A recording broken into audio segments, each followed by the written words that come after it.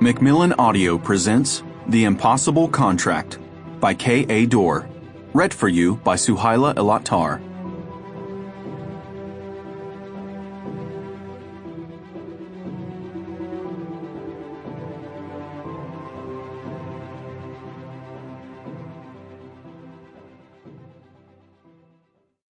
One.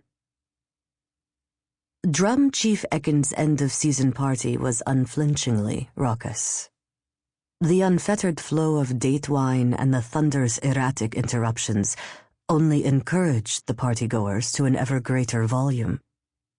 The wind puffed the sound and smell of rain through open windows and doors. A storm was coming. It was season's end. All of Ghadid was celebrating tonight, safely indoors and away from the strong winds and violent rains. A mixture of excitement and relief pulsed beneath the too loud conversation. But Thana felt neither. Instead, she ground her teeth against the crowd's onslaught, thrumming with a nervous anticipation that had nothing to do with the storm or the party. Balancing a tray of wine-filled glasses on one hand and holding a pitcher in the other, she threaded her way through the bodies, attuned only to the tone, not the content, of the words blowing past.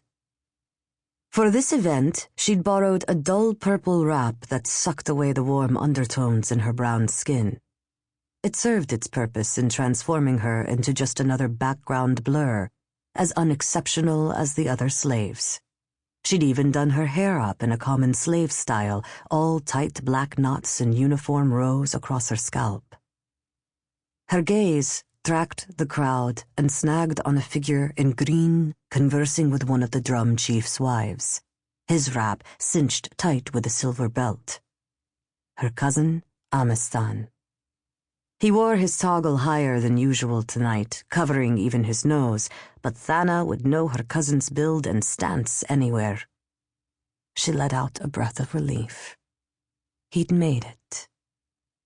Not that she'd ever doubted he would, but there was always a chance, however small, that he could have been delayed or worse, barred from entering the party. Then they would have had to scrap their plan, wasting the months of preparation and planning it had taken to get them this close to Ekken. After all, this conveniently public spectacle afforded them their best and only chance to kill the drum chief. It wasn't personal. Not for Thana, anyway. The contract had sealed Ekken's fate, but it was personal for their employer, whose daughter the drum chief had dishonored, one among many if the rumors were true. If Ekken had been anyone but a drum chief, their employer would have approached the circle for justice.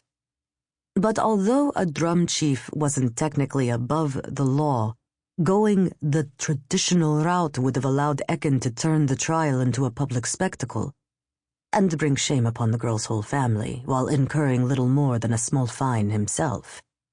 The girl had suffered enough already. Instead, a network of sympathetic ears had brought their employer to Kasim, the broker of so many bloody deals, who in turn selected Amistan out of all the cousins. Only Amistan had previously demonstrated the precision and subtlety necessary to kill a drum chief. While the family's contracts were now sanctioned, if unofficially, by the Circle, they'd still be exiled or even executed if they were caught killing one of the Circle's own. Drum chiefs were fickle like that. Hence, months spent carefully assembling the pieces of their plan until each was exactly where it needed to be and nothing could go wrong. Thana averted her gaze as she served the guests, only occasionally sneaking a glance to check Amistan's progress.